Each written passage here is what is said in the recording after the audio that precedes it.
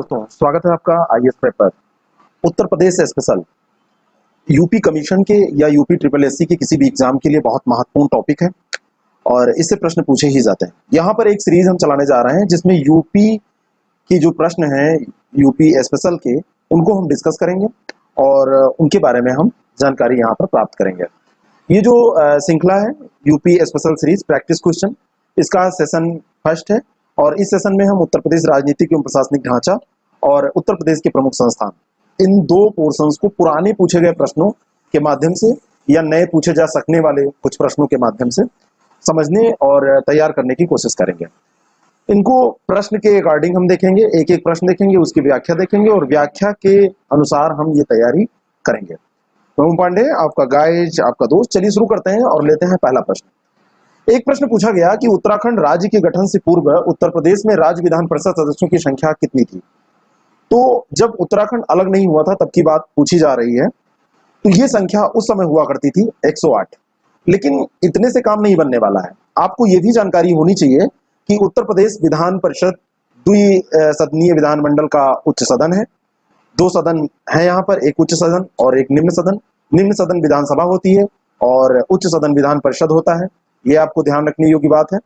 और दूसरी बात यहाँ पर है कि 9 नवंबर 2000 को उत्तर प्रदेश राज्य के पुनर्गठन और उत्तराखंड के गठन के पश्चात उत्तर प्रदेश में विधान परिषद में कितनी सदस्य संख्या बची, तो वो 100 सदस्य हैं।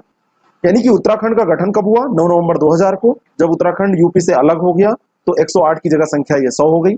विधानसभा की सदस्य संख्या अगर हम देखें तो इस समय 403 निर्वाचित सदस्य, लेकिन एक और आंग्ल भारतीय समुदाय का सदस्य मनोनीत किया जाता है। अगर उसका प्रतिनिधित्व नहीं होता है तो ये नॉर्मली किया ही जाता है। तो टोटल 404 सदस्य हैं, 403 प्लस 1, तो 404 सदस्य कुल यूपी की विधानसभा में है। अगर निर्वाचित आपसे पूछे जाए तो आप इसको कहेंगे कि 403 है और अगर टोटल पूछे जाए तो 404 है। तो ये बात आपको समझ में आ गई होगी। अगला प्रश्न है कि उत्तर प्रदेश के राजकीय चिन्ह में कौन सा इसमें से नहीं है। मछलियां, धनुष, तीर, मोर। सोचिए थोड़ा सा, 1-2 सेकंड में समय इसीलिए देता हूं। तो इसका सही उत्तर हो जाएगा कि इसमें मोर नहीं है। जो आपका राजकीय चिन्ह है इसमें मोर नहीं है। देखिए मोर नहीं है तो इसमें और क्या क्या है। मछलियां हैं, उत्तर प्रदेश की जो राजकीय चिन्ह है, अभी मैं इसकी तस्वीर आपको फोटो दिखा रहा हूं, तो मछली और तीर कमान है। और इस मछली का नाम भी आपसे पूछा जा सकता है और इस मछली का नाम है मोय। इसको मोय कहा जाता है और इसका अंग्रेजी नाम चीतल है इस मछली का, और वैज्ञानिक भाषा में इसे चिताला कहा जाता है। क्या कहा जाता है इसको? वैज्ञानिक भाषा में चिताला कहा जाता है। राजकीय पक्षी अगर हम देखें तो ये क्रॉन्च है या सारस है, इसको सारस भी कहते हैं, क्रॉन्च भी कहते हैं। और राजकीय पेड़ अशोक है। ऐसे ही राजकीय पुष्प अगर आपसे पूछा जाए तो ये पलाश है। ये देखिए यहाँ पर ये उत्तर प्रदेश का जो ये राजकीय चिन्ह है, इसमें देखिए 2 मछलियां हैं जिनको मोय मैंने कहा था, और एक धनुष तीर बना हुआ है। ये दिमाग में बैठाए रहिए। ऊपर लिखा हुआ है गवर्नमेंट ऑफ और नीचे लिखा है उत्तर प्रदेश, गवर्नमेंट ऑफ उत्तर प्रदेश, और ये 2 स्टार इसमें बने हुए हैं। अगला प्रश्न है निम्नलिखित में किसका प्रत्यक्ष निर्वाचन होता है। प्रधान, क्षेत्र प्रमुख, जिला पंचायत अध्यक्ष, सरपंच और पंच, इनमें से किसका प्रत्यक्ष निर्वाचन होता है ये आपको बताना है। अब यहाँ पर देखिए प्रधान का प्रत्यक्ष निर्वाचन होता है, जिला पंचायत अध्यक्ष का नहीं होता, क्षेत्र प्रमुख का नहीं होता, सरपंच का होता है और पंच का होता है। तो ये जहां जहां भी सरपंच का चुनाव होता है वहां की बात हो रही, जहां नहीं होता है वहां की कोई बात ही नहीं। तो 1 और 4 और 5, 1, 4, 5, ये सी इसका आंसर हो जाएगा, आंसर हो जाएगा सी। तो इसमें और ये दोनों लोगों का चुनाव कैसे होता है, तो क्षेत्र प्रमुख व जिला पंचायत अध्यक्ष का चुनाव चुने गए सदस्यों के मतों के द्वारा होता है।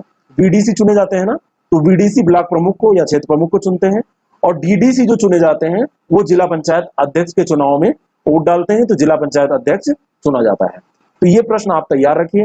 प्रधान, सरपंच और पंच का डायरेक्टली इलेक्शन होता है, प्रत्यक्ष निर्वाचन होता है। बाकी इन लोगों का प्रत्यक्ष निर्वाचन नहीं होता है, अप्रत्यक्ष होता है, इनडायरेक्टली होता है। अगला प्रश्न है मैच द फॉलोइंग। 2 सूचियां दी हुई हैं, जनपद और मुख्यालय। बहुत सारे जनपद हैं जिनका मुख्यालय वही है, लेकिन जैसे बहुत सारे ऐसे भी जनपद हैं जैसे इसमें दिए हुए हैं, जालौन, कानपुर देहात, संत रविदास नगर, कुशीनगर, जिनके जनपद का मुख्यालय अलग अलग है, अलग कुछ बना हुआ है। इसका आंसर देखते हैं फिर मैच करते हैं। इसका आंसर है ए, जालौन का जो मुख्यालय है वो उरई में है ना, जनपद जालौन है लेकिन मुख्यालय इसका उरई में है। ऐसे ही ये कानपुर देहात का मुख्यालय अकबरपुर में है। ऐसे ही संत रविदास नगर का मुख्यालय भदोही में है और कुशीनगर का मुख्यालय पडरौना में है। बहुत इंपॉर्टेंट प्रश्न है, याद रखिएगा। इतने अगर आप ऐसे याद रखेंगे तो बहुत बार यही घुमा फिरा के प्रश्न पूछे जाते हैं, आपके हो जाते हैं। ठीक है ना। अगर इस प्रश्न में आपको पता है कि इसका मुख्यालय कहाँ है, संत रविदास नगर का, और एक और कोई आपको पता चल जाए ये कुशीनगर का कि पटरौना में है, तो ये पूरा प्रश्न आपका सही हो जाएगा, क्योंकि संत रविदास नगर सी का 2 आप यहाँ पे मिला दीजिए, देखिए ए ऑप्शन में, और डी का 3, और किसी में ये दिया ही नहीं है, तो ये आंसर आपका सही हो जाएगा। अगला प्रश्न लेते हैं। उत्तर प्रदेश का राजकीय पुष्प अभी हमने डिस्कस किया है, तो ये टेसु है। राजकीय पुष्प क्या है? टेसु, इसी को पलाश भी कहते हैं। ए आंसर इसका है। अंग्रेजी नाम इसका फ्लेम ऑफ द फॉरेस्ट है, इंपॉर्टेंट है, बहुत इंपॉर्टेंट है। हिंदी नाम है इसका पलाश, ढाक, टेसु, कुछ भी इसको कहते हैं, पलाश भी कहते हैं, ढाक भी कहते हैं, ढाक की 3 पात जो मुहावरा है उससे याद रखिएगा, और टेसु भी कहते हैं। वैज्ञानिक नाम अगर इसका देखा जाए तो ब्यूटिया मोनोस्पर्मा है, ब्यूटिया मोनोस्पर्मा। और ये जो इसमें पत्तियां पाई जाती हैं बहुत श्रेष्ठ गुण धारण करती हैं, बहुत सारे इसमें औषधीय गुण होते हैं, इसी कारण से इनको पलाश कहा जाता है। 2 इंच आकार की सुर्ख नारंगी लाल रंग की ये पत्तियां होती हैं, फरवरी से मार्च के मध्य इसमें फूल निकलते हैं, और बहुउपयोगी वृक्ष है। देखिए जब कोई राजकीय पुष्प, राजकीय वृक्ष ये सब चुना जाता है तो उसमें कुछ चीजें देखी जाती हैं, और देखिए कितनी इंपॉर्टेंट बात है कि दोने और पत्तल बनाने के काम इसके पत्ते आते हैं। रेजिन, रंग, औषधि और चारकोल बनाने के काम में भी इसके पत्ते आते हैं। अगला प्रश्न लेते हैं। राज्य के पंचायती राज संस्थाओं में महिलाओं के आरक्षण कितना है? तो इसका उत्तर इसमें से देना है आपको, ये 4 विकल्प हैं। इसका सही उत्तर है 1/3, 33% भी इसको लिखा जाता है। 1/3 ये आरक्षण है। 73वें संविधान संशोधन के तहत पंचायती राज संस्थाओं में अभी 33% सीटें महिलाओं के लिए आरक्षित रहती हैं। लेकिन मैं आपको बता रहा हूं कि उत्तर प्रदेश में तो 33% है, लेकिन कई राज्य ऐसे भी हैं जहां पे 33% से ज्यादा है। बिहार में 50% आरक्षण है, ऐसे कई राज्य और हैं, उनकी सूची आप गूगल कर लीजिएगा, पढ़ लीजिएगा। यूपी में, क्योंकि ये यूपी का प्रश्न है, तो यहाँ पर 33% आरक्षण की व्यवस्था लागू है। जितने भी चुनाव होंगे, जितनी भी सीटें होंगी, उसकी 33% सीटें महिलाओं के लिए आरक्षित होती है पंचायत चुनाव में। अगला प्रश्न है। उत्तर प्रदेश में किसी नगर का मेयर होता है, ये 4 स्टेटमेंट आपको बताना है कि इसमें से क्या सही है। तो इसमें चारों स्टेटमेंट में आप देखिए, चौथा स्टेटमेंट गलत है। चौथा स्टेटमेंट ध्यान दीजिए, ये वाला स्टेटमेंट पूर्ण नियंत्रण रखता है कार्यपालक मशीनरी पे, तो ये चौथा गलत हो जाएगा। तो चौथा छोड़ के बाकी सही है, 1, 2, 3, बी आंसर इसका सही है, बी आंसर इसका सही है। और यहाँ पर मैं आपको बताना चाहता हूँ कि जो मेयर होता है वो हर एक शहर में नहीं होता है, मेयर बड़े शहरों में होता है। आपको कमेंट बॉक्स में एक उत्तर देना है, वो है कि मेयर कैसे शहरों में होता है, क्या उसका क्राइटेरिया है, आपको ये जानना चाहिए। तो मेयर कैसे शहरों में होता है और किन किन शहरों में यूपी में मेयर है। अगर 2 लोग कोई मिलकर इसको टाइप कर देंगे अलग अलग कि कैसे शहर, क्या कंडीशन है और कौन कौन से शहर है, तो बहुत सारे लोगों का ये प्रश्न तैयार हो जाएगा। ज्ञान बांटिए, उसको रखेंगे सड़ जाएगा, बेकार होगा। 8वां प्रश्न। पंचायत चुनाव लड़ने हेतु एक व्यक्ति की न्यूनतम आयु कितनी होनी चाहिए? कितने साल का व्यक्ति हो कि वो प्रधान बन सकता है, पंचायत चुनाव लड़ सकता है? जितने भी पंचायत के चुनाव सबकी बात हो रही है, तो इसका आंसर है बी, ये 21 वर्ष न्यूनतम होनी चाहिए। 18 साल का वो हो तो वो मत तो डाल सकता है, लेकिन प्रधानी का चुनाव, पंचायत चुनाव नहीं लड़ सकता। 21 साल का हो तो लड़ सकता है। अनुच्छेद 243 है, पंचायत राज का ये प्रावधान है। तो पंचायती राज का जो प्रावधान अनुच्छेद 243 में किया गया है उसमें ये जिक्र है। मतदाता सूची में नाम होना चाहिए जहां से वो चुनाव लड़ रहा है, ये इंपॉर्टेंट है। और उम्र कम से कम 21 वर्ष होनी चाहिए, ये भी उसमें मेंशन किया गया है। जो ये चुनाव होता है ये 5 सालों के लिए किया जाता है। 5 साल के बाद पुनः चुनाव किया जाता है, फिर से व्यक्ति प्रधान बन सकता है। कई लोग तो 10 बार प्रधान रह चुके हैं, तो इसमें कोई बाउंडेशन नहीं है कि एक बार जो चुनाव लड़ा दोबारा नहीं लड़ सकता। अगला प्रश्न लेते हैं। 9वां प्रश्न है। यूपी विधानसभा के प्रथम अध्यक्ष कौन थे? 4 विकल्प आपके सामने हैं, चारों विकल्प देखिए, और इसका सही उत्तर है बी, पुरुषोत्तम दास टंडन। पुरुषोत्तम दास टंडन जो थे ये प्रथम थे। वर्तमान में अगर आपसे पूछा जाए 30 मार्च 2017 से, जब से भाजपा की ये गवर्नमेंट बनी है, तो इसमें हृदय नारायण दीक्षित विधानसभा के अध्यक्ष हैं और बहुत विद्वान व्यक्ति हैं, लेखक हैं। अगला प्रश्न है। किस समिति ने त्रिस्तरीय पंचायत प्रणाली की सिफारिश की थी? 10वां प्रश्न, और इसका सही उत्तर है बलवंत राय मेहता समिति। त्रिस्तरीय पंचायत प्रणाली की सिफारिश इसी ने की थी, इसी के सिफारिश को स्वीकार किया गया था।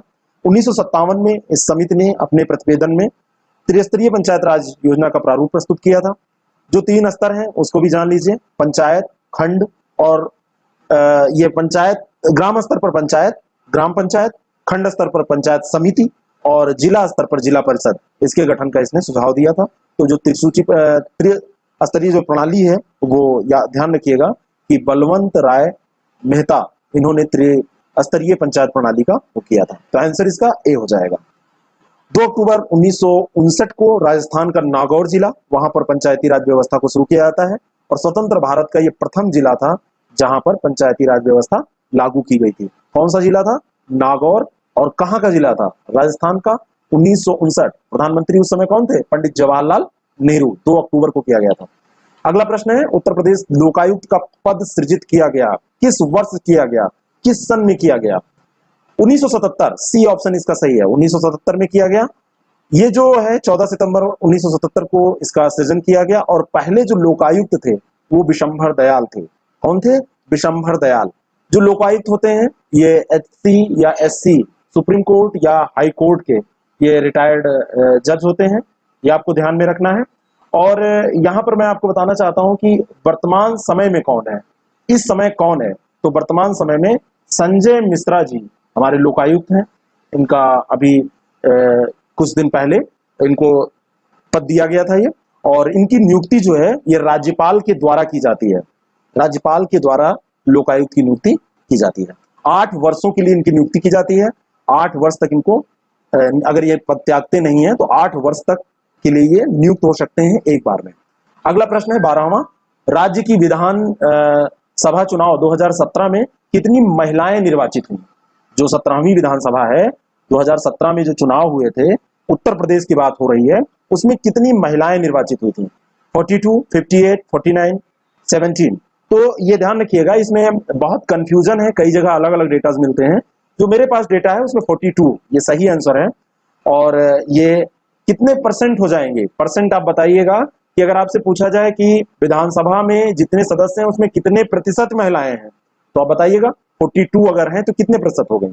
अगला प्रश्न हम लेते हैं, वो है 13वां प्रश्न, निम्नलिखित में से कौन उत्तर प्रदेश के मुख्यमंत्री नहीं रहे हैं? ये 4 नाम आपके सामने हैं, गोविंद वल्लभ पंत, टीएन सिंह, नित्यानंद स्वामी, राम नरेश यादव। ये 4 विकल्प हैं। इनमें से मैं आपको बताना चाहता हूं कि नित्यानंद स्वामी नहीं रहे हैं, वल्लभ पंत रहे हैं, गोविंद वल्लभ पंत, टीएन सिंह रहे हैं और राम नरेश यादव रहे हैं। नित्यानंद स्वामी नहीं रहे हैं। जरा सा नित्यानंद स्वामी के बारे में बात कर लेते हैं। तो ये उत्तराखंड जो राज्य था उसके भूतपूर्व मुख्यमंत्री हैं, और भूतपूर्व ही नहीं, उत्तराखंड राज्य के ये प्रथम मुख्यमंत्री थे। जब उत्तराखंड राज्य बना तो प्रथम मुख्यमंत्री नित्यानंद स्वामी ही थे, और उन्हीं के शासनकाल में उत्तराखंड का नाम उत्तरांचल भी पड़ा था, ये भी ध्यान रखिएगा।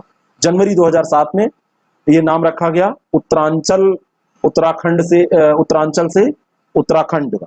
तो जब यहाँ पे मैं एक गलत बात बोल गया हूं, फिर से मैं इसको रिपीट कर रहा हूं। जनवरी 2007 में उत्तरांचल का नाम उत्तराखंड रखा गया और उनके शासनकाल में उत्तराखंड का नाम उत्तरांचल था, क्योंकि ये प्रथम मुख्यमंत्री थे 2000 में। बाद में 2007 में ये चेंज किया गया था। और ये चेंज क्यों किया गया था नाम, ये बहुत महत्वपूर्ण बात है।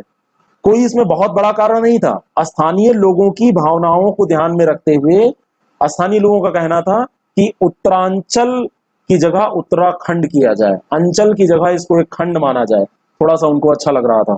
तो उत्तराखंड 2007 में किया गया है। मैं फिर से रिपीट कर रहा हूं बार बार कि ये फैक्ट गलत आपको याद ना हो। प्रथम मुख्यमंत्री थे नित्यानंद स्वामी, लेकिन नाम चेंज हुआ जनवरी 2007 में। उनके समय में इसका नाम उत्तरांचल हुआ करता था। अगला प्रश्न लेते हैं, अब तक उत्तर प्रदेश में कितनी महिलाएं मुख्यमंत्री रही हैं? तो आपको यह आंसर पता होना चाहिए। केवल 2 महिलाएं मुख्यमंत्री रही हैं। आंसर है सी। पहली महिला मुख्यमंत्री थी सुचेता कृपलानी, 2 अक्टूबर 2010, 2 अक्टूबर 1963, 2 अक्टूबर 1963, 2010 नहीं, 1963 से 13 मार्च 1967 तक एक सुचेता कृपलानी रही, और दूसरा सुश्री मायावती। सुश्री मायावती, श्रीमती मत लगाइएगा, उन्होंने शादी नहीं की है तो श्रीमती मत बोलिएगा। सुश्री मायावती तो 4 बार ये रह चुकी हैं, रिकॉर्ड है इनका, 4 बार ये रह चुकी हैं। अब देखिए आगे बन पाती हैं कि नहीं बन पाती हैं, ये आप लोग जाने। लेकिन अभी तक याद रखिएगा 2 लोग रही हैं, श्रीमती सुचेता कृपलानी 63 से 67 तक, अक्टूबर से मार्च 67 तक, और 4 बार ये रही। इनका कार्यकाल अलग अलग याद करना कोई जरूरी नहीं है। आपको बहुत शौक होगा मायावती जी का नाम गूगल में, गूगल बाबा से पूछिएगा और वो बता देंगे विकिपीडिया में खोल के कितनी बार कब रही है। अगला प्रश्न हम लेते हैं, 15वां प्रश्न, मुख्य मेट्रोपॉलिटन मजिस्ट्रेट है कहां? लखनऊ, आगरा, इलाहाबाद, कानपुर में। तो कानपुर में मुख्य मेट्रोपॉलिटन मजिस्ट्रेट है, डी आंसर इसका सही है। 10 लाख से अधिक आबादी वाले जो शहर होते हैं, महानगरीय क्षेत्रों के रूप में उनको माना जाता है, और ऐसे क्षेत्रों के लिए नियुक्त मजिस्ट्रेट को मेट्रोपॉलिटन मजिस्ट्रेट कहा जाता है। ठीक है ना। मेट्रोपॉलिटन मजिस्ट्रेट सत्र न्यायाधीश को रिपोर्ट करता है और मुख्य मेट्रोपॉलिटन मजिस्ट्रेट के अधीनस्थ कार्य करता है। इतनी जानकारी काफी है। अगला प्रश्न है, उत्तर प्रदेश कृषि अनुसंधान परिषद कहाँ स्थित है? पहला हम पोर्शन देख रहे थे, 15 क्वेश्चन हमने देखे प्रशासनिक और राजनीतिक ढांचा के बारे में। अब हम स्थान और जो संस्थान इनके बारे में प्रश्न पूछे जाते हैं उनको डिस्कस करने जा रहे हैं। तो उत्तर प्रदेश कृषि अनुसंधान परिषद कहाँ स्थित है? इसका उत्तर है सी, लखनऊ में ये स्थित है। चंद्रशेखर आजाद कृषि एवं प्रौद्योगिकी विश्वविद्यालय कहाँ है अगर ये आपसे पूछा जाए तो कानपुर। एग्रीकल्चर से रिलेटेड उत्तर प्रदेश में 5 विश्वविद्यालय हैं, उनमें से 4 विश्वविद्यालय वैसे हैं और एक डीम्ड विश्वविद्यालय है।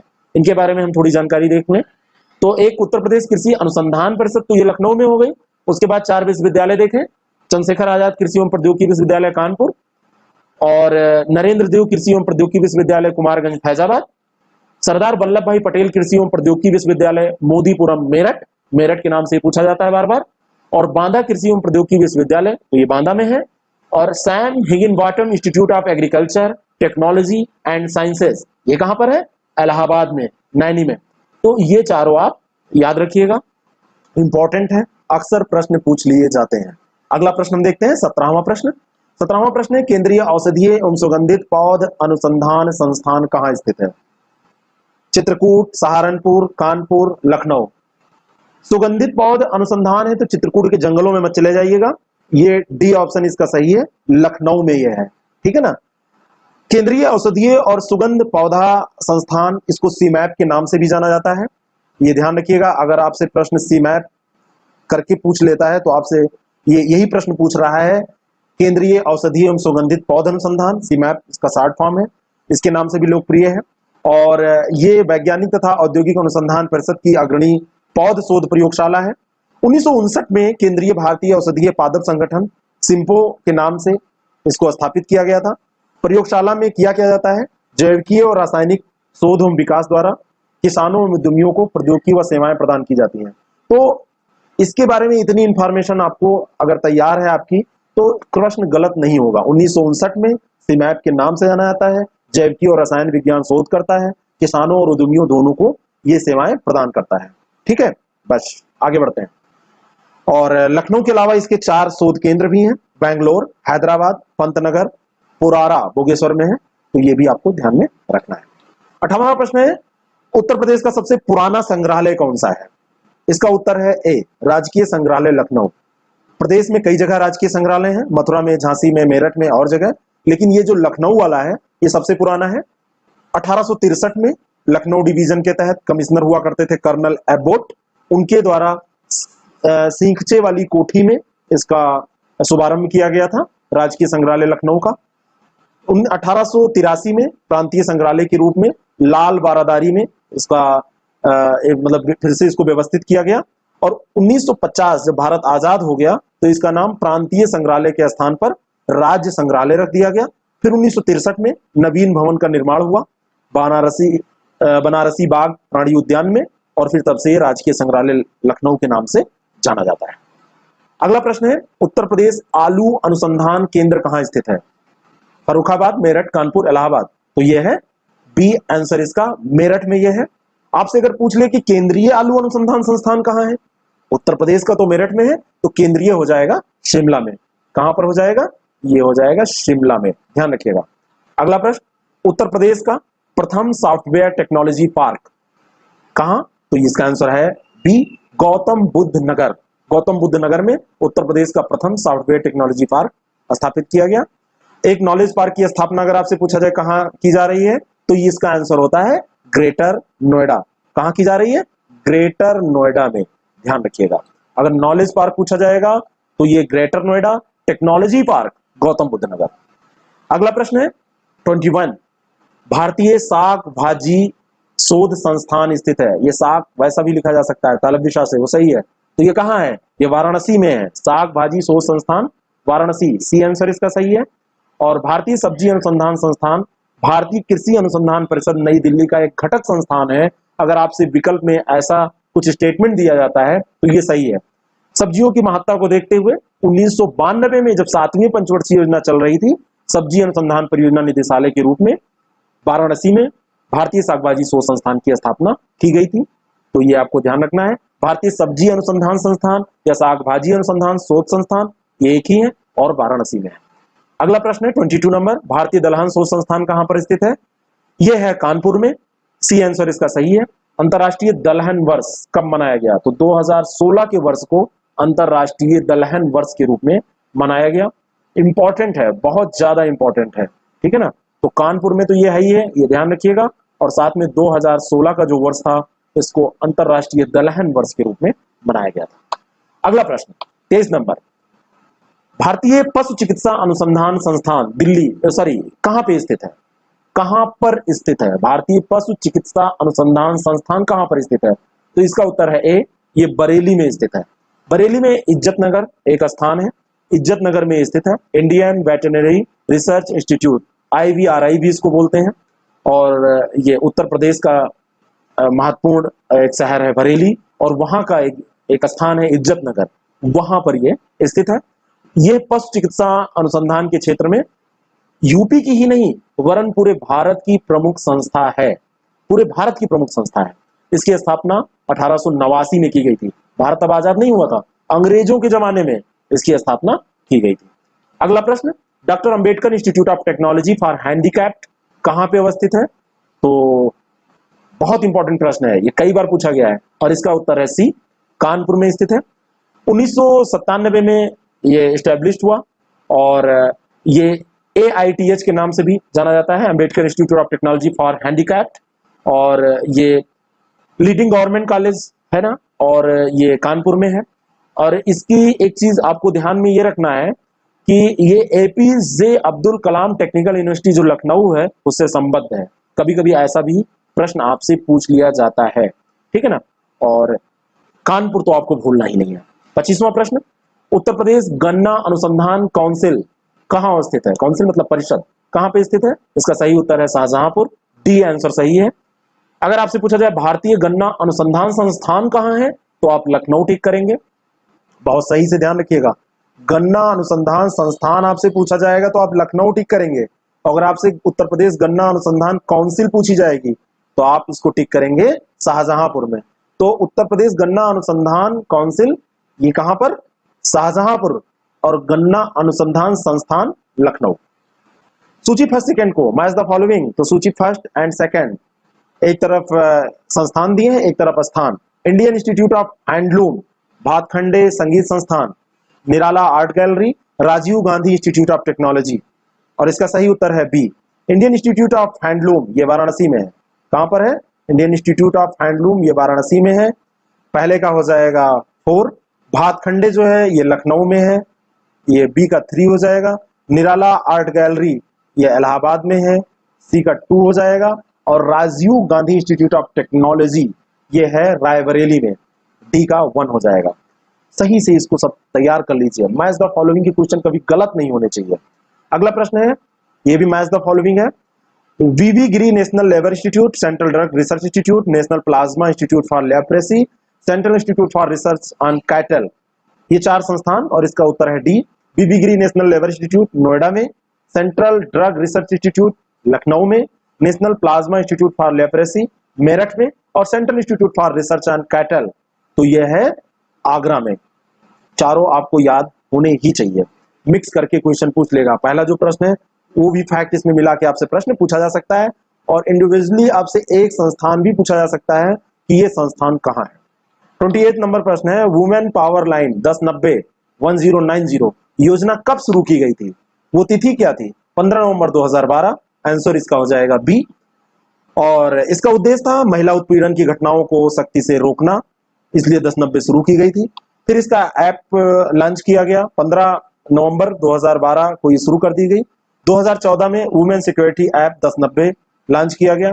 अभी भी अपने कार्य बहुत अच्छे तरीके से ये योजना और ये ऐप सब कर रहे हैं, और इसी चीजों को हमको खूब बढ़ावा देना भी चाहिए। अगला प्रश्न है 29 नंबर, सेकंड लास्ट क्वेश्चन है, केंद्रीय ग्लास एवं सिरेमिक अनुसंधान संस्थान कहां पर स्थित है? तो ये है खुर्जा में। बहुत इंपॉर्टेंट फैक्ट मैं आपको बता दूं, डी आंसर इसका सही है। केंद्रीय कांच और सिरामिक अनुसंधान केंद्र, central glass and ceramic research institute जो है, CGCRI, ये आरंभिक समय में central glass and silicate research institute के नाम से ही जाना जाता था। ये खुर्जा में भी है, लेकिन इसके और भी संस्थान हैं। ये जो संस्थान स्थापित किया गया था, भारत में जब वैज्ञानिक और औद्योगिक अनुसंधान परिषद के अंतर्गत शुरू में जो संस्थाएं आरंभ की गई थी, उनमें से 4 जो प्रस्तावित प्रयोगशालाएं थी, उनमें से एक था NCL पुणे, NPL नई दिल्ली और CFRI धनबाद। ये 3 और थे और एक ये था। उसके बाद में 1944 में सीमित रूप से इसने काम करना तो प्रारंभ कर दिया था, लेकिन 26 अगस्त 1950 को इसका औपचारिक तौर पर अच्छे से उद्घाटन किया गया और तब से मतलब इसको एक अच्छे संस्थान का दर्जा मिला। काम ये पहले से कर रहा था। केवल यहीं पे ये नहीं स्थित है, इसके बारे में आप पढ़ेंगे तो कोलकाता में भी ये मिलेगा, यहाँ पर भी खुर्जा में भी इसका एक सेंटर है। ठीक है ना। तो केवल शब्द अगर लगा के पूछा जाएगा प्रश्न स्टेटमेंट देके तो ये गलत हो जाएगा कि केवल यहाँ पर है, ऐसा गलत है। अंतिम प्रश्न है आज के इस सेशन का, सेंट्रल मैंगो रिसर्च इंस्टीट्यूट कहाँ पर स्थित है? आम का सीजन भी इस समय चल रहा है, तो मैंगो रिसर्च इंस्टीट्यूट कहाँ पर स्थित है ये आपको बताना है। इसका आंसर है लखनऊ में। दशहरी आम बहुत मशहूर है लखनऊ के आसपास का, मलिहाबाद का, तो ऐसे याद रखिए लखनऊ में ये स्थित है और ये बहुत ही इंपॉर्टेंट है ऐसे इंस्टीट्यूट का यूपी में और वो भी लखनऊ में स्थित होना। ये हमारे लिए मामूली बात नहीं है कि इतने बड़े बड़े संस्थान यूपी में स्थित हैं। ये तो हमारे प्रश्न के हिसाब से जो भी हमने देखा पढ़ाई हो गई। अब हमको देखना है उत्तर प्रदेश के प्रमुख अनुसंधान संस्थान जो उत्तर प्रदेश में स्थित हैं, उनको हम रिवाइज करेंगे बहुत फास्ट और फिर इस सेशन को समाप्त करेंगे। Central institute medicinal and aromatic plants Lucknow में है, आपको इसको बाद में फिर से पढ़िएगा। केंद्रीय उपोष्ण बागवानी संस्थान लखनऊ में है। Indian institute of handloom technology, ये कहां पर है? वाराणसी में। हरिश्चंद्र अनुसंधान संस्थान, ये इलाहाबाद में है। गोविंद वल्लभ पंत सामाजिक विज्ञान संस्थान इलाहाबाद में है। भारतीय चारागाह एवं चारा अनुसंधान संस्थान झांसी में है। केंद्रीय बकरी अनुसंधान संस्थान, ये मथुरा में है। Central pulp and paper research institute Saharanpur में है। नेशनल इंस्टीट्यूट ऑफ बायोलॉजिकल्स, ये नोएडा में है। बीबी गिरी नेशनल लेबर इंस्टीट्यूट, ये नोएडा में है। भारतीय कालीन प्रौद्योगिकी संस्थान भदोही में है। न्यायिक प्रशिक्षण एवं अनुसंधान संस्थान लखनऊ में है। अनुसंधान अभिकल्प एवं मानव संगठन लखनऊ में है। National bureau of fish genetic resources, ये भी लखनऊ में है। कहां पर है? लखनऊ में। राष्ट्रीय सांस्कृतिक संपदा संरक्षण अनुसंधानशाला लखनऊ में है। राष्ट्रीय गन्ना अनुसंधान केंद्र लखनऊ में है। केंद्रीय औषधि अनुसंधान संस्थान, ये भी लखनऊ में है। और राष्ट्रीय विश्व विज्ञान अनुसंधान संस्थान, ये लखनऊ में है। पहले जहां पर हाई कोर्ट था ना, पुराना वाला high court, Allahabad high court की लखनऊ बेंच, उसी बिल्डिंग के पास में ये पड़ता है। और नेशनल शुगर रिसर्च इंस्टीट्यूट, ये कानपुर में है। भारतीय दलहन अनुसंधान संस्थान कानपुर में, अभी प्रश्न भी हमने डिस्कस किया था। इसकी याद करने की ट्रिक मैं बता दे रहा हूं, लखनऊ में ज्यादातर है, लखनऊ वाले याद कर लीजिए कि लखनऊ में ही है। एक लिस्ट बनाइए कि लखनऊ में कौन कौन से हैं, लखनऊ वाले एक साथ याद कर लीजिए। कानपुर में जो 2 3 है 4, उनको याद कर लीजिए, बाकी को अलग अलग याद करिए, बहुत जल्दी तैयार हो जाएगा। ठीक है ना।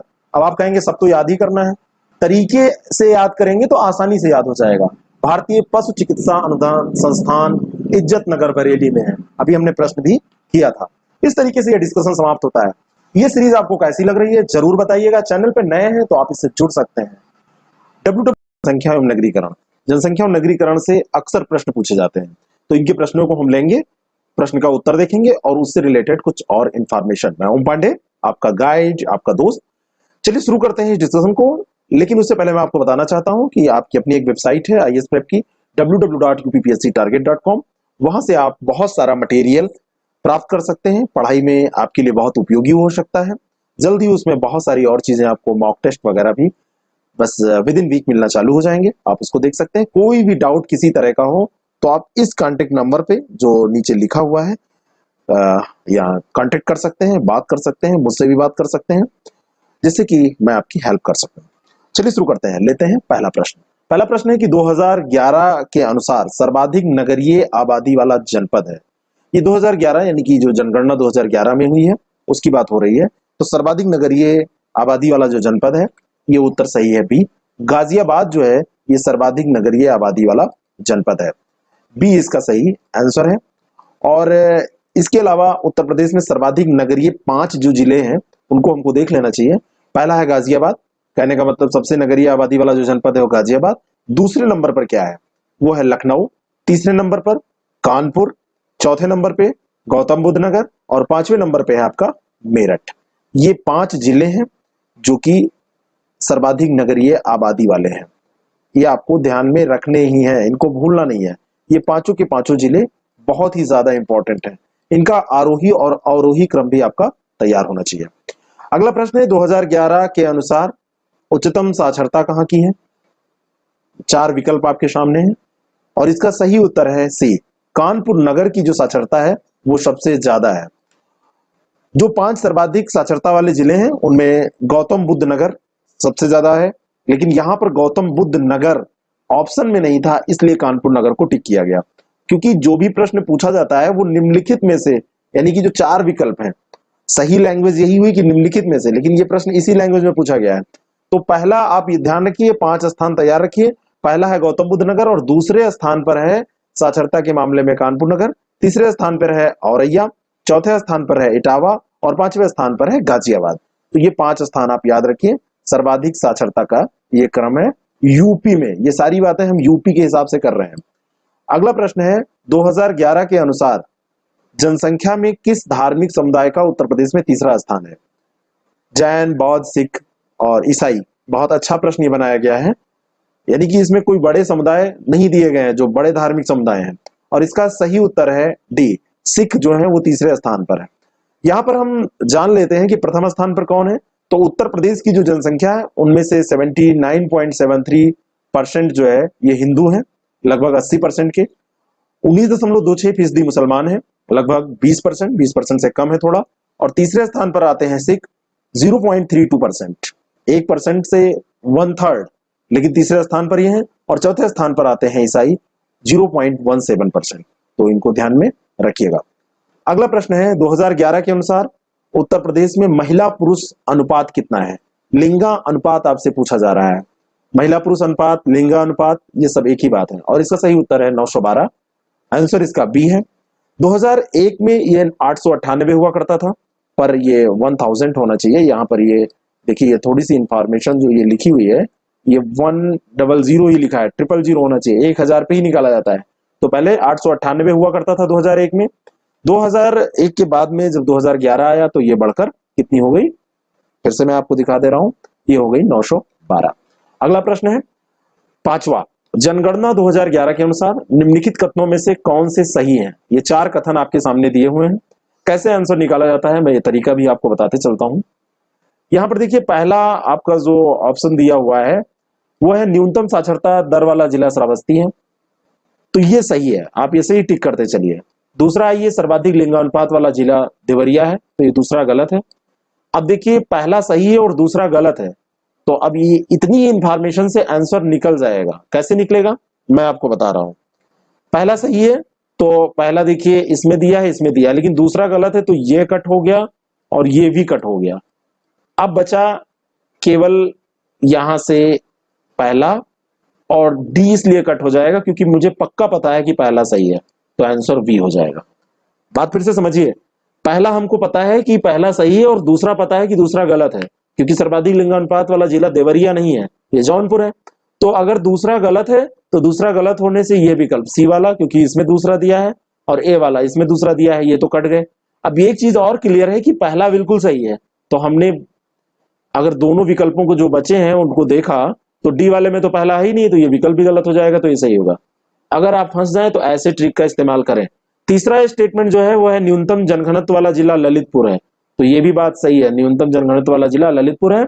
लेकिन चौथा स्टेटमेंट देखिए, नगर निगम क्षेत्र की जनसंख्या के आधार पर राज्य का सर्वाधिक जनसंख्या वाला नगर कानपुर है, तो ये भी गलत है। पहला और तीसरा इसमें सही है और इसका सही उत्तर क्या हो जाएगा? सही उत्तर हो जाएगा बी। इसमें सर्वाधिक लिंगानुपात वाला जो जिला है वो है आजमगढ़, और उसके बाद में अगला स्टेटमेंट जो है कि नगर निगम क्षेत्र की जनसंख्या के आधार पर राज्य के सर्वाधिक जनसंख्या वाला नगर जो है वो कानपुर सेकंड स्थान पे है। जो प्रथम स्थान पर है वो है लखनऊ, और फिर कानपुर, गाजियाबाद और फिर है आगरा। तो ये स्थान है। लखनऊ सबसे ज्यादा ये है नगर निगम क्षेत्र की जनसंख्या के आधार पर सबसे बड़ा जिला, ये बात हो रही है, नगर की बात हो रही है, जिसमें नगर निगम में सबसे ज्यादा जनसंख्या है। तो ये सारी चीजें याद रखिए। छठा प्रश्न है 2011 के अनुसार राज्य में 1000 बालकों पर बालिका शिशुओं की संख्या। तो यहां पर वो प्रश्न नहीं है, लिंगानुपात केवल नहीं पूछ रहा है, बालिका शिशुओं की संख्या यानी कि 0 से 6 वाला पूछ रहा है। तो इसका सही उत्तर है 902। 902। तो ये भी आपको ध्यान में रखना है। और इसमें एक बहुत इंपॉर्टेंट चीज है कि ये घटा है। 0 से 6 आयु वर्ग का लिंगानुपात 902 है 2011 में, लेकिन 2001 में ये 916 हुआ करता था। 2011 में ये 14 अंक गिरा और इसकी संख्या आ गई 902 पर। तो गिरावट आई है, ये बहुत चिंता का विषय है। अगला प्रश्न, 2001 से 11 की अवधि में प्रदेश में जनसंख्या वृद्धि दर कितनी रही है? और इसका सही उत्तर है डी, 20.22%, है ना, 20.22%। दशमलव के बाद की जो चीजें हैं बचपन में आपने पढ़ा होगा कि उसको जितने भी अक्षर लिखे होते हैं, अंक जो लिखे होते हैं, उनको अलग अलग पढ़ा जाता है। 20.22 नहीं पढ़ा जाता है, 20 दशमलव क्या पढ़ा जाता है, 22 पढ़ा जाता है। 2011 में राष्ट्रीय स्तर पर अगर हम वृद्धि दर देखें तो 17.7%, और 2001 में उत्तर प्रदेश की वृद्धि दर अगर हम देखें तो 21.54% थी। ये इंफॉर्मेशन क्यों? यहां पर 2011 की पूछ रहा है, चाहे पूछे 2001 से 11 की अवधि में और चाहे आपसे पूछे 2011, एक ही बात है। तो ये तो उत्तर हो गया 20.22। लेकिन यूपी का अगर पहले पूछ ले कि 2001 में क्या था, या प्रश्न बन जाए कि ये निरंतर बढ़ा है, या प्रश्न बन जाए कि 2001 से 2011 में बढ़ा है, तो नहीं, वृद्धि दर घटी है। 2001 में 21.54 थी और 2011 में हो गई 20.22। और राष्ट्रीय स्तर का भी आपसे पूछता है तो राष्ट्रीय स्तर पर ये 17.7% है, यानी कि यूपी की राष्ट्रीय स्तर से ज्यादा है। यूपी की ज्यादा है, राष्ट्रीय स्तर पे उससे कम है। अगला प्रश्न है 2011 के अनुसार जनसंख्या के घटते क्रम में जिलों को व्यवस्थित कर सही कूट चुने। इलाहाबाद, गाजियाबाद, मुरादाबाद, लखनऊ, ये 4 जिले आपके सामने हैं और इनका सही उत्तर है ए। सबसे ज्यादा जो जनसंख्या है वो इलाहाबाद की है, फिर मुरादाबाद की है, फिर गाजियाबाद की है और फिर चौथे स्थान पर आता है लखनऊ। ये जो जिले दिए हैं इन्हीं की ये बात हो रही है। अगला प्रश्न, 2011 के अनुसार निम्नलिखित में से क्या सही नहीं है? ये 4 आपके विकल्प हैं, 4 स्टेटमेंट हैं। उत्तर प्रदेश में देश की जनसंख्या का 16.5% निवास करता है, पहला सही है। दूसरा भी सही है, यहाँ देश के सर्वाधिक बच्चे पाए जाते हैं क्योंकि जनसंख्या ही सबसे ज्यादा है। और तीसरा देखिए, इसकी दशकीय वृद्धि 17.7% है। तो ये क्या है? ये मैंने अभी आपको बताया कि ये इंडिया की है, पूरे भारत की है, ना कि ये यूपी की है। तो ये तीसरा स्टेटमेंट गलत है, यही आंसर हो जाएगा सी। और चौथा, इसका लिंगानुपात जो है वो 912 है। चाहे लिंग अनुपात लिखा जाए चाहे लिंगानुपात लिखा जाए, एक ही बात है। तो 912 है, ये सही है। चलिए अगला प्रश्न हम देखते हैं। उससे पहले एक इंफॉर्मेशन कि 2011 में राष्ट्रीय स्तर पर वृद्धि दर 17.7 रही थी, अभी मैंने आपको बता ही दिया है। और 2011 में उत्तर प्रदेश की वृद्धि दर अगर हम देखें तो 20.22% है, पहले हम डिस्कस कर चुके हैं। 10वां प्रश्न है 2011 के अनुसार प्रदेश के किस जिले में सबसे कम महिला साक्षरता है? तो सबसे कम महिला साक्षरता ये रामपुर में है, डी विकल्प इसका सही है। उत्तर प्रदेश के जो न्यूनतम महिला साक्षरता वाले जिले हैं 5, उनमें सबसे कम है श्रावस्ती की, दूसरे स्थान पर है बलरामपुर, तीसरे स्थान पर है बहराइच, चौथे स्थान पर है बदायूं और 5वें स्थान पर है रामपुर।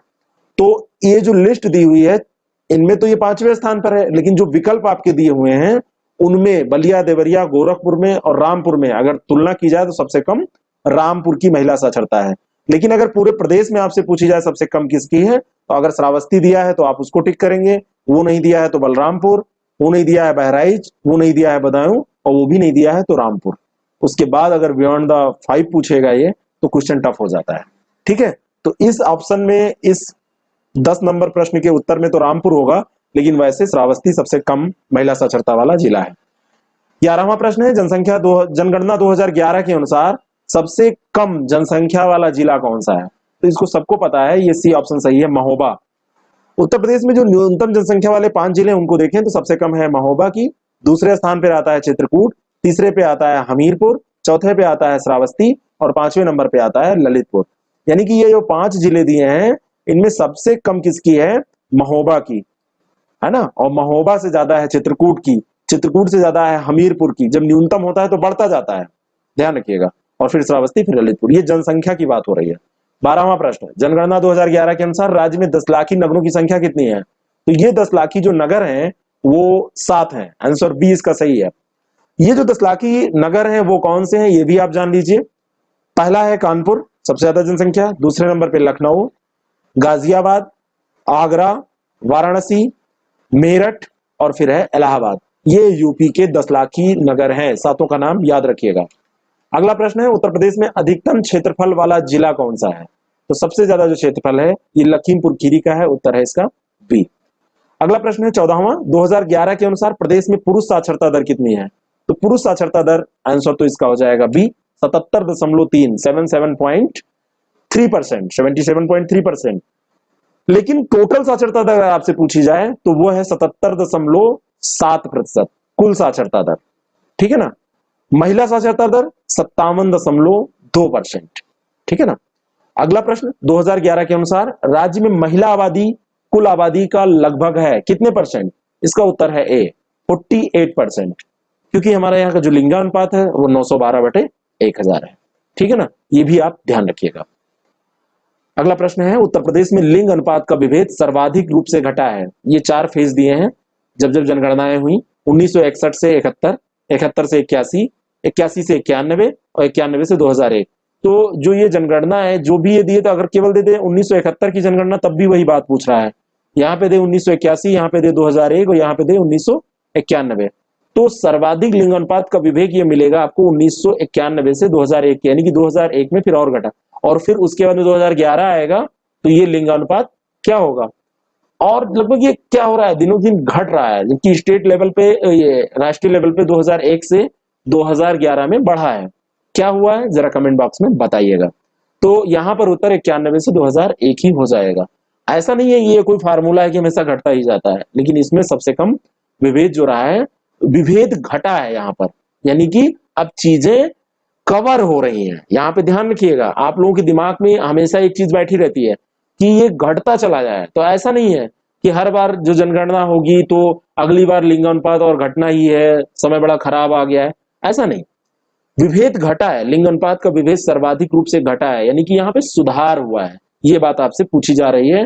तो 71 से 81 में जो सुधार हुआ था उससे ज्यादा हुआ है 91 से 2001 के बीच में, या और भी जो ऑप्शन दिए हुए हैं। अगला प्रश्न है, उत्तर प्रदेश में जनसंख्या की दशकीय वृद्धि दर अधिकतम थी कब? तो ये थी 1991 से 2001 के बीच में। जनसंख्या दशकीय वृद्धि जो है जनसंख्या की, वो यही ज्यादा थी। 91 से 2001 के बीच में जो वृद्धि दर रही है वो 25.85% रही है। लेकिन फिर आगे की अगर हम बात करें कि 2001 से 2011 के बीच में क्या रही है, तो हम पहले डिस्कस कर चुके हैं। 2018, सॉरी, प्रश्न संख्या 18, 2011 के अनुसार उत्तर प्रदेश में एसटी की सर्वाधिक सांद्रता कहां है, यानी कि सबसे ज्यादा एसटी कहां पाए जाते हैं, किस जिले में? तो इसका सही उत्तर है सी, सोनभद्र में। हम जरा देख लेते हैं कि ये 5 जो जिले हैं जहां पे सर्वाधिक एसटी पाए जाते हैं। सोनभद्र में सबसे ज्यादा, फिर बलिया, फिर देवरिया, चौथे स्थान पर है कुशीनगर और 5वें स्थान पर है ललितपुर। तो ये 5 जिले हैं जहां पे सांद्रण सबसे ज्यादा पाया जाता है। 19वां प्रश्न, सूची फर्स्ट और सेकंड मैच द फॉलोइंग है, दोनों सूचियों को मिलाना है। बिरहा, कजरी, मल्हार, रसिया, ये क्वेश्चन एक गलत आ गया है कहीं से, लेकिन मैं आपको इसका उत्तर बता दे रहा हूं। ये जनसंख्या नगरीकरण का नहीं है, फिर भी इसको हम देख लेते हैं। तो ये सारा सुमेलित है। बिरहा ये भोजपुर का है, कजरी अवधी, मल्हार ब्रजी यानी ब्रज का, और रसिया कौरवी। तो ये सारा सुमेलित है। खैर इसको हम फिर से अलग कहीं देखेंगे, फिलहाल यहाँ आ गया तो देख। मैप जब भी आप देखें तो उनमें कुछ चीजों को आपको ध्यान में रखना चाहिए। मैंने कल भी बताया था कि जितने बॉर्डर के जिले हैं वो, जो राजधानी है, राजधानी के आसपास के जिले हैं वो, और जो भी प्रमुख अन्य जिले हैं जैसे वाराणसी है, लखनऊ तो राजधानी है ही है, और एनसीआर में कौन कौन से जिले हैं, दूसरे राज्यों से सटे हुए कौन से जिले हैं, किन जिलों की सीमा कई राज्यों से मिलती है, इस तरह के फैक्ट भी आप तैयार करते रहिए। मैप आपके दिमाग में होना चाहिए। अगर आप यूपी के बारे में पढ़ रहे हैं तो मैप आपके दिमाग में यूपी का होना चाहिए, भारत के बारे में पढ़ रहे हैं तो भारत का होना चाहिए। इस तरह से आप जब पढ़ते हैं तो दिमाग में चीजें बैठ जाती हैं। ओम पांडे आपका गाइड, आपका दोस्त। चलिए शुरू करते हैं आज की डिस्कशन को। आज जो हमको डिस्कस करना है उसमें हमको देखना है कला, संगीत, नृत्य, उत्सव, मेले और पर्व पर प्रश्न। 20 प्रश्न इसमें हम डिस्कस करेंगे। अगर जरूरत पड़ेगी तो इसको और भी हम अगले वीडियो में डिस्कस कर लेंगे, लेकिन ये लगभग महत्वपूर्ण प्रश्न यहाँ पर कवर किए जा रहे हैं। चलिए पहला प्रश्न, अमीर खुसरो ने किसके विकास में अग्रणी भूमिका निभाई? ब्रजभाषा, अवधी, खड़ी बोली, भोजपुरी। ये 4 ऑप्शन आपके सामने हैं और इसका सही उत्तर है सी, खड़ी बोली। खड़ी बोली में इन्होंने महत्वपूर्ण भूमिका निभाई थी इसके विकास में। अमीर खुसरो प्रथम मुस्लिम कवि थे जिन्होंने हिंदी शब्दों का खुलकर प्रयोग किया। अगर आपसे ऐसा प्रश्न पूछा जाता है कि कौन थे, तो अमीर खुसरो वो पहले व्यक्ति थे जिन्होंने हिंदी, हिंदवी और फारसी में एक साथ लिखा, और उन्हें खड़ी बोली के आविष्कार का श्रेय दिया जाता है, यानी कि इसके आविष्कारक वो थे। इतनी इंफॉर्मेशन। अमीर खुसरो का जन्म कहाँ हुआ था, ये आपको कमेंट बॉक्स में बताना है। अगला प्रश्न, उत्तर मध्य सांस्कृतिक केंद्र स्थित है। इसका सही उत्तर है, आप थोड़ा सा सोच लीजिए, मैं 2-3 सेकंड रुक जाता हूं। ए, इलाहाबाद में। उत्तर मध्य जो सांस्कृतिक केंद्र है ये इलाहाबाद में है। सितार मिश्रण है।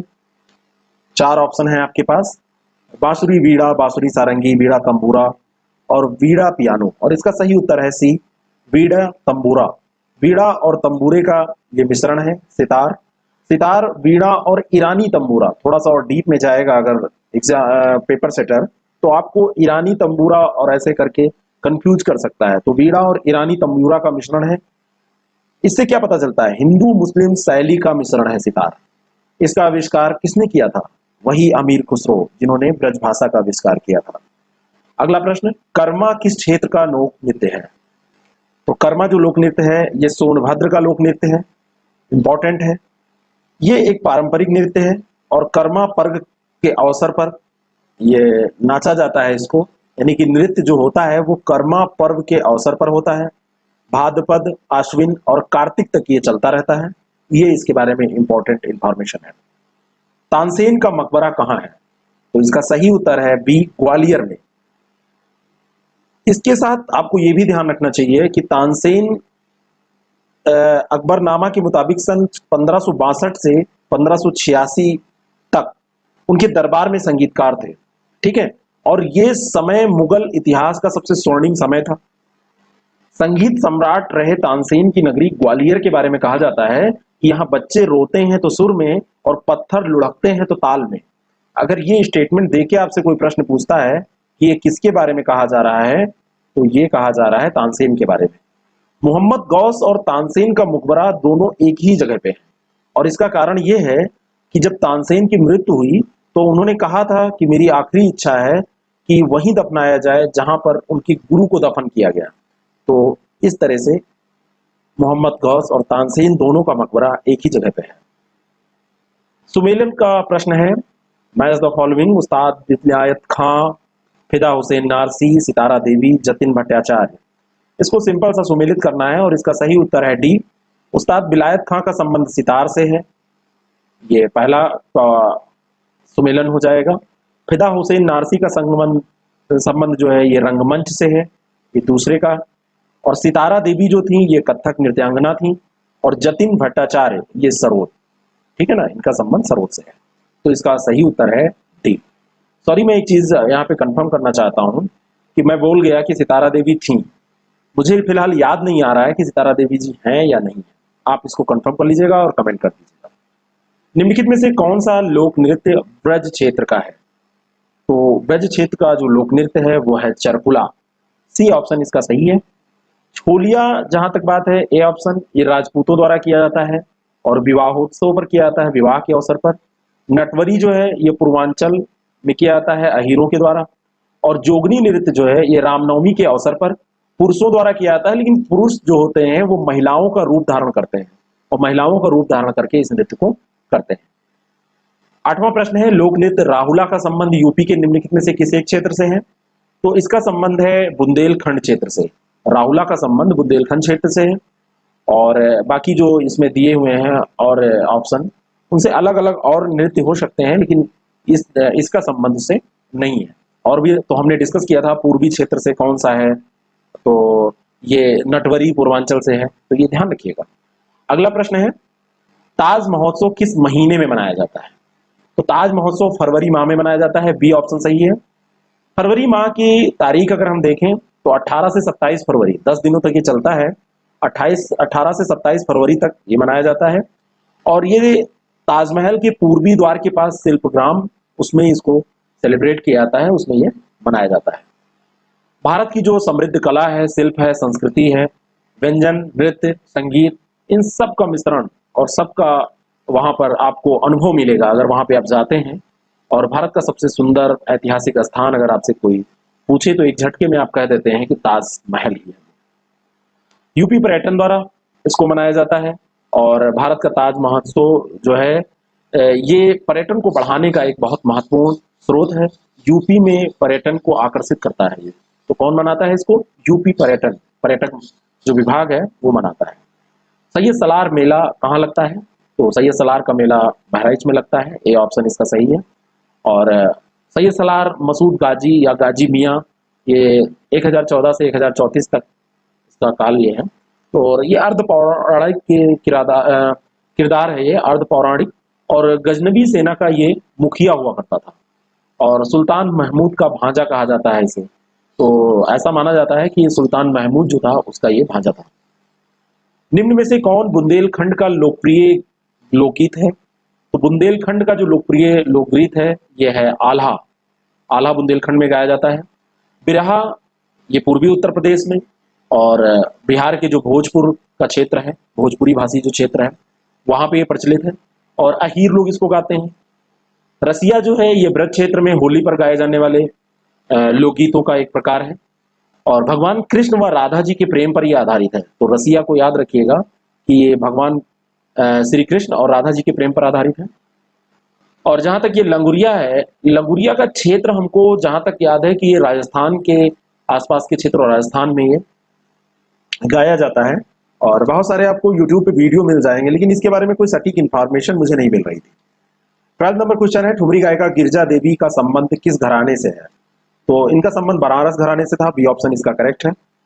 और ठुमरी गायन को इस ऊंचाई तक पहुंचाने में, इसको परिष्कृत करने में इनका बहुत बड़ा योगदान था। इनको बहुत सारे पुरस्कार दिए गए, लेकिन 2-3 चीजें जो इनके बारे में आपको याद रखनी है। 2016 में पद्म विभूषण और 1989 में पद्म भूषण से इनको सम्मानित किया जा चुका है। तो पद्म भूषण और पद्म विभूषण दोनों मिला है। 89 में मिल गया था भूषण और विभूषण मिला 2016 में। तो ये इनके बारे में इंपॉर्टेंट इंफॉर्मेशन है और अपने क्षेत्र के तो बहुत सारे पुरस्कार इन्होंने जीते ही। 13 नंबर प्रश्न है, निम्नलिखित में से कौन नृत्य बुंदेलखंड में फसल कटाई के समय किया जाता है? तो ये नृत्य है सहरा। बी ऑप्शन इसका सही है। छोलिया जहां तक है ये राजपूतों द्वारा विवाहोत्सव पर। चरकुला ब्रज क्षेत्र में घड़ा नृत्य है। इसको रथ के पहिए या आप कह सकते हैं बैलगाड़ी का जो पहिया, पुरानी वाली जो बैलगाड़ी होती थी उसका पहिया, उस पर घड़े रख के किया जाता है। और कर्मा जो है ये सोनभद्र मिर्जापुर क्षेत्र में पाया जाता है। और खरवार वहाँ आदिवासी जनजाति हैं उनके द्वारा ये जो नृत्य है वो किया जाता है। लेकिन आप ये ध्यान रखिएगा कि सायरा जो है ये फसल कटाई का है और बुंदेलखंड क्षेत्र का है।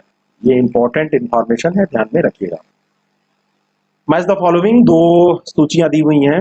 बटेश्वर, देवा, हरिदास जयंती और नौचंदी ये मेले हैं, इनका आयोजन कहाँ होता है? और इसका सही उत्तर है डी।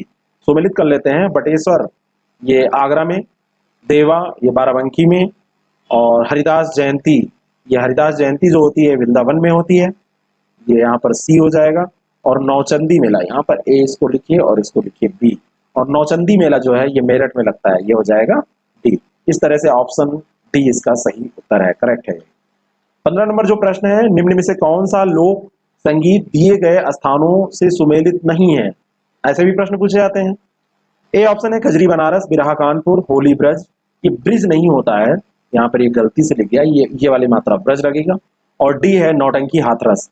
तो इसमें जो बी ऑप्शन है ये इनकरेक्ट है, बिरहा कानपुर गलत है। और ये पूर्वी उत्तर प्रदेश और पश्चिमी बिहार के भोजपुरी भाषी क्षेत्र में प्रचलित है, पहले भी अभी हम ये देख चुके हैं। अहीरों के द्वारा ये किया जाता है। 16वां प्रश्न है, निम्नलिखित में से कौन सा उत्तर प्रदेश का लोकगीत नहीं है? तो जो ढोला मारू है, बी ऑप्शन, ये उत्तर प्रदेश का लोकगीत नहीं है। ढोला मारू दा दुहा ये 11वीं शताब्दी में रचित एक लोक भाषा काव्य है और दोहों में रचित था ये। और इस लोक काव्य को फिर 17वीं शताब्दी में क्या हुआ, कुशल राय वाचक ने इसमें कुछ चौपाइयां जोड़ी और फिर ये विस्तृत हो गया, काफी विस्तार इसमें हो गया। राजस्थान के आसपास के क्षेत्रों में ये मिलेगा आपको। राजकुमार ढोला और राजकुमारी मारू की, ढोला मारू है ना, ढोला और मारू, तो ये राजकुमार था ढोला और मारू राजकुमारी थी। इनकी लव स्टोरी है, प्रेम कथा का इसमें वर्णन किया गया है। 17 नंबर प्रश्न है, भातखंडे, ये भारत खंडे लिखा है, भारत खंडे होगा। संगीत संस्थान लखनऊ डीम्ड विश्वविद्यालय कब बना? तो बी ऑप्शन इसका करेक्ट है, 2001 में ये डीम्ड विश्वविद्यालय बना। पूर्व नाम इसका मैरिज कॉलेज ऑफ म्यूजिक हुआ करता था जब इसकी स्थापना की गई थी। स्थापना इसकी कब हुई थी? स्थापना हुई थी 1926 में, और ये डीम्ड विश्वविद्यालय है, सम विश्वविद्यालय का दर्जा इसे है। 1926 में स्थापना, लेकिन डीम्ड यूनिवर्सिटी कब बना है? 2001 में। दोनों अलग अलग प्रश्न बन सकते हैं। पूर्व नाम इसका मैरिज कॉलेज ऑफ म्यूजिक हुआ करता था। 18वां प्रश्न है, हिंदू मुस्लिम एकता का प्रतीक सुलह कुल त्योहार या सुलह कुल उत्सव, जो भी आपको दे दिया जाए, ये उत्तर प्रदेश में कहाँ आयोजित किया जाता है? तो इसका आयोजन होता है आगरा में। D option is correct.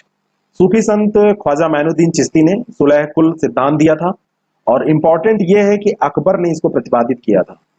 Akbar, ये जो सिया सुन्नी का बवाल हुआ करता है, इसमें ये चीजें चाहता था कि वो एक मिलकर रहें।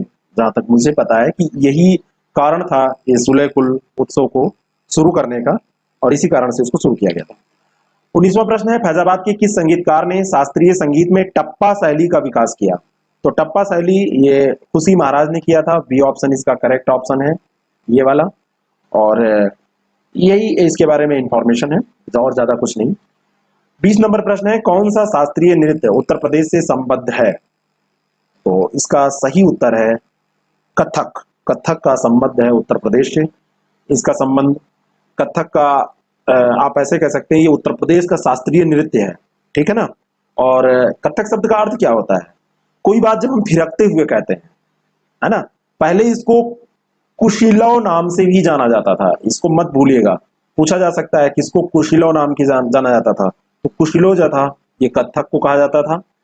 उत्तर प्रदेश का ये शास्त्रीय नृत्य है। राजस्थान और उत्तर भारत की नृत्य शैली, यानी कि राजस्थान में और उत्तर भारत में ये मिल जाएगी, और ये बहुत प्राचीन शैली है, कोई नई नहीं है। महाभारत काल में भी इसका वर्णन हमें प्राप्त होता है। इन 20 प्रश्नों को हमने डिस्कस किया। कल एक जो डिस्कशन हुआ था उसमें उत्तर प्रदेश के बारे में एक फैक्ट गलत हो गया था। वो था कि उत्तर प्रदेश की जो समग्र साक्षरता है वो कितनी है, वो प्रश्न गलत हो गया था। तो गलती के लिए मैं आपसे बताना चाहता हूं कि कई बार कंटेंट तैयार करने के दौरान ऐसा हो जाता है। कई लोग ऐसे हैं जो कंटेंट तैयार करते हैं, उनको ध्यान नहीं रह जाता है, और मैं अपनी गलती भी देता हूं कि मैं उसको देख नहीं पाता हूं। तो उसमें उत्तर प्रदेश की जो साक्षरता दर है वो 67.7 सही आंसर उसको माना जाए, ये सही होगी। और जो मैंने उसमें बता दिया था, क्या बताया था, 77.7 या कुछ ऐसा बता दिया होगा, मुझे जहां तक याद आ रहा है। तो उसमें 2 लोगों ने कमेंट करके बताया। प्रदेश स्पेशल के अंतर्गत जो डिस्कशन हम लोग कर रहे थे, आज उसमें हमको डिस्कस करना है ऊर्जा संसाधन को। ऊर्जा संसाधन को डिस्कस करने के बाद में उत्तर प्रदेश की जो ऊर्जा नीति है उसके जो महत्वपूर्ण बिंदु हैं उनको भी हम देखेंगे। मैं ओम पांडे, आपका गाइड, आपका दोस्त। चलिए शुरू करते हैं इस क्लास को और लेते हैं इसका पहला प्रश्न। इसका पहला प्रश्न है, प्रदेश में निम्न तापीय संयंत्रों में कौन एनटीपीसी का नहीं है? यानी कि जो ये 4 आपके सामने दिए हैं, इनमें कौन सा एनटीपीसी का नहीं है? और इसका सही उत्तर है सी, ओबरा संयंत्र एनटीपीसी का नहीं है। तो ओबरा संयंत्र किसका है? ओबरा संयंत्र जो है ये, पहले तो आप ये जान लीजिए कि सोनभद्र जिले के ओबरा नामक स्थान पर स्थित है। बाकी के जो 3 संयंत्र हैं, ऊंचाहार, टांडा और औरैया, ये एनटीपीसी के हैं। ये सोनभद्र में ओबरा क्योंकि स्थान है उसी के नाम पर है, वहाँ पर ये स्थित है, और इसकी स्थापना सोवियत रूस की मदद से की गई थी, ठीक है ना। सोवियत रूस की मदद से इसकी स्थापना की गई थी। ये भी प्रश्न कई बार पूछा जा चुका है, तो ये इंपॉर्टेंट इंफॉर्मेशन है। और ये रिहंद नदी पर बनाया गया है। किस पर बनाया गया है? रिहंद नदी पर। तो ये 3 प्रश्न जो इंफॉर्मेशन है इससे भी आपके तैयार हो गए। अगला प्रश्न है कि प्रदेश में एकमात्र परमाणु विद्युत ऊर्जा केंद्र नरौरा की प्रथम इकाई कब चालू हुई थी?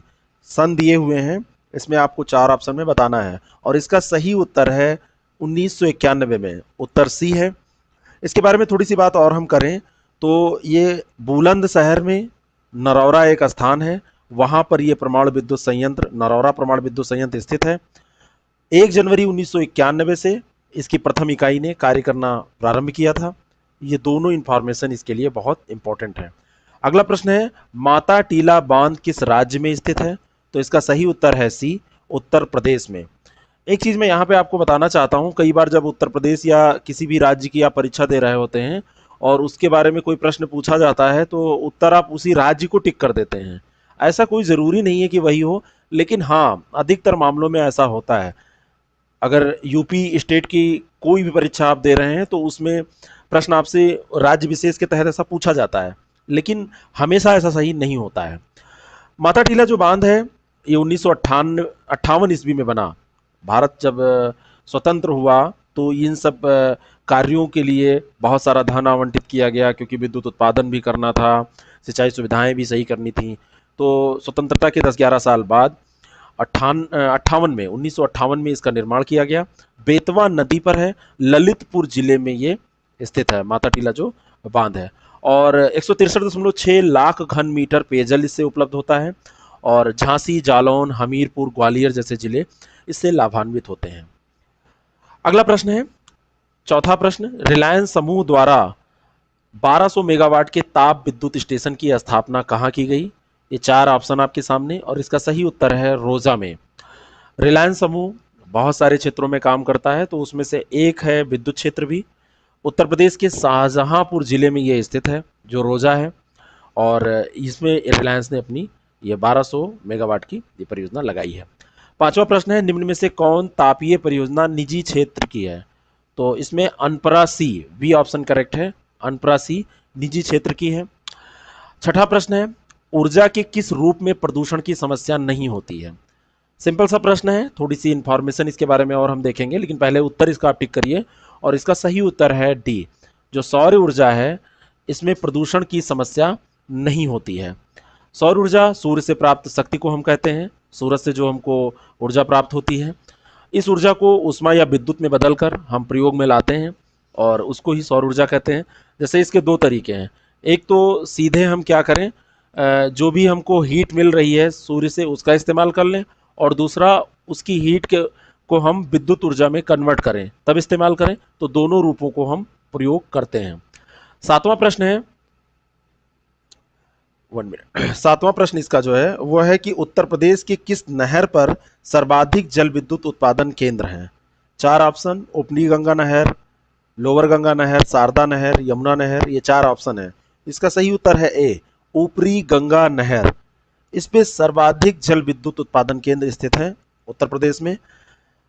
ये जो नहर है वो हरिद्वार की हर की पैड़ी से शुरू होती है, फिर मेरठ, बुलंदशहर और अलीगढ़ होते हुए आगे जाती है, नानू तक जाती है, और नानू से अलीगढ़ में स्थित है ये, यहाँ से कानपुर और इटावा 2 शाखाओं में बढ़ जाती है।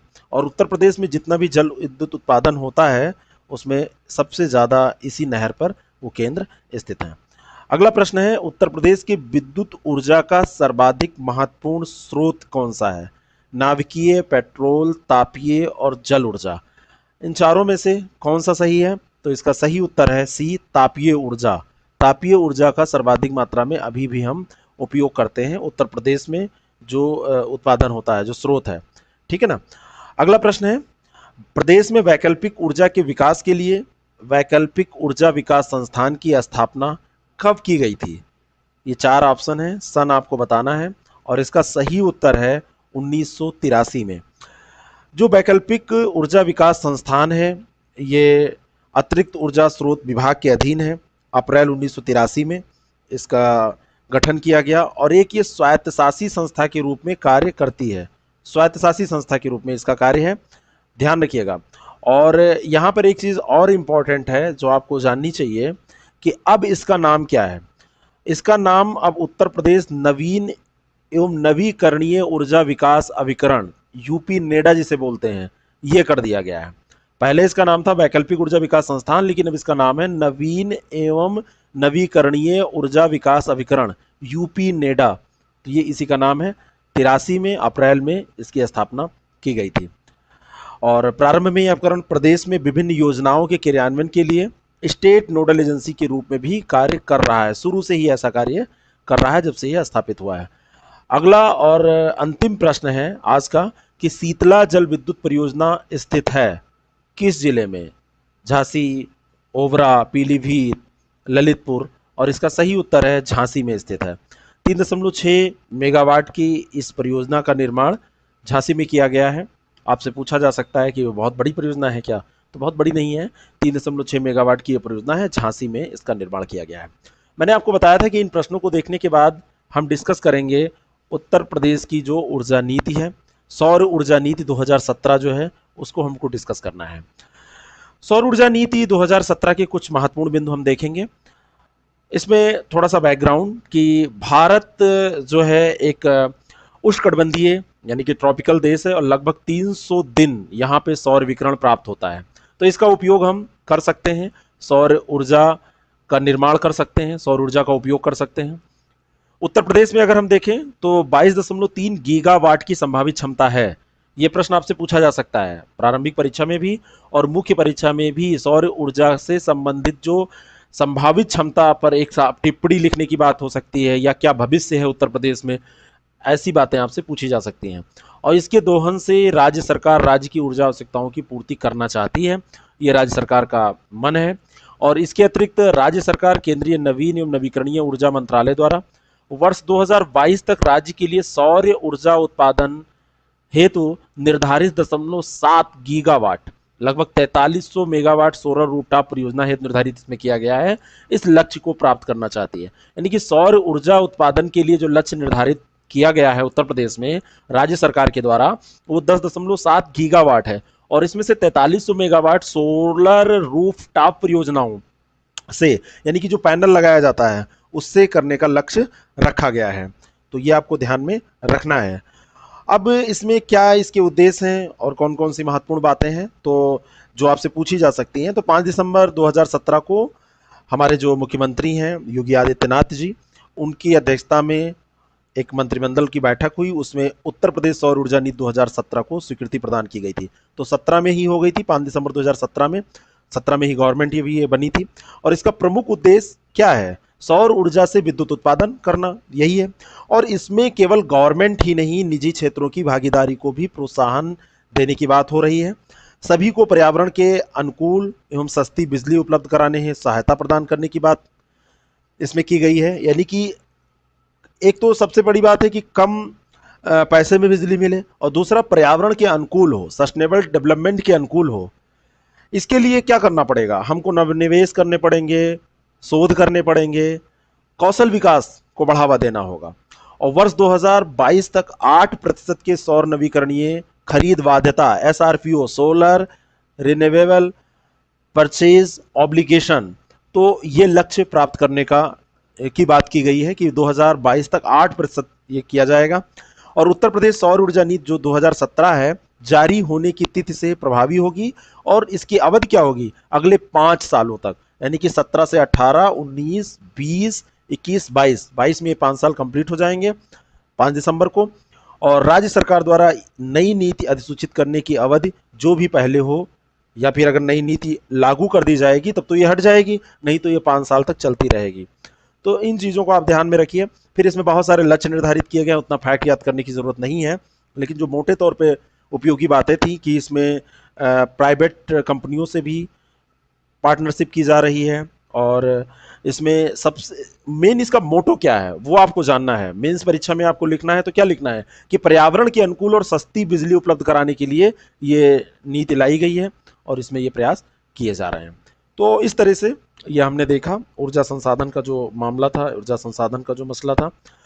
आप इसको रिवाइज करते रहिएगा, पढ़ते रहिएगा। फिर हम मिलते हैं अगले एपिसोड में और बातें करते हैं। Thank you very much, all the best.